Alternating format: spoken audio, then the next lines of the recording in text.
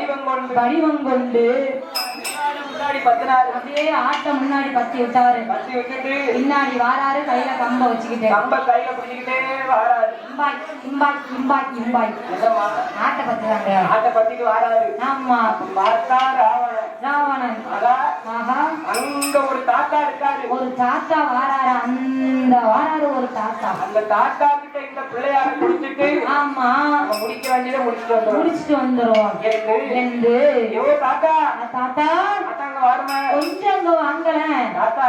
என்ன ஒரு முக்கியமான வேலை இருக்கு. ஆமா, போயிட்டு வார வரைக்கும் பிள்ளையார கையிலேயே வச்சிருங்க. பிள்ளையார கையில வச்சிருக்கணுமா? எக்காரணத்தை கொண்டும் கீழே வச்சிடக்கூடாது. போயிட்டு ஒரு 5 நிமிஷத்துல வந்துருவேன். என் பேர பிள்ளை என்ன, நான் ஆடு வச்சுக்கிட்டு இருக்கேன். ஆமா, என் கையில கொண்டாந்து பிள்ளையார கொடுத்துட்டு கீழே வைக்காத கையில வச்சிருன்னு சொல்லுதியா?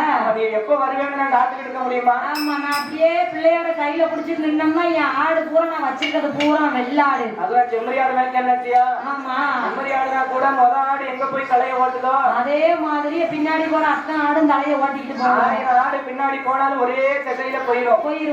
ஆனா மேய்க்கிறது வெள்ளாடு. ஆமா, வெள்ளாடு பச்சை கண்ட இடத்துக்கு பாஞ்சு ஓடிடும், பறந்து ஓடி போயிரும். உன் பிள்ளையார நான் கையில வச்சுக்கிட்டு இருந்தோம்னா அங்க எனக்கு அடி விழுந்துரும். சரி, எனக்கு சரிபட்டு வராது. ஆமா, நீ உன் பிள்ளையார கொண்டுட்டு போய் நீ போய் கக்க ஆரம்பிச்சு வா. அப்ப நான் போறேன். ஆமா, என்று ராவணனிடத்துல என் பெருமாள் சொல்ல தாத்தா, என்ன ரொம்ப நேரம் ஆகாது. அப்படி சொல்லாதீங்க தாத்தா, கொஞ்ச நேரம் ப்ளீஸ் தாத்தா, சமாளிச்சு வச்சிருங்க தாத்தா.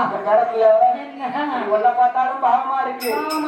அவசரத்துக்கு ஒரு மனுஷனுக்கு உதவணும். ஆமா, 3 எண்ணுவேன். ஆமா, 3 எண்ணதுக்குள்ள நீ போயிட்டு வந்துடணும். அதை விட நேரம் தாமதம் ஆச்சு. ஆமா, பிள்ளையார கீழே நான்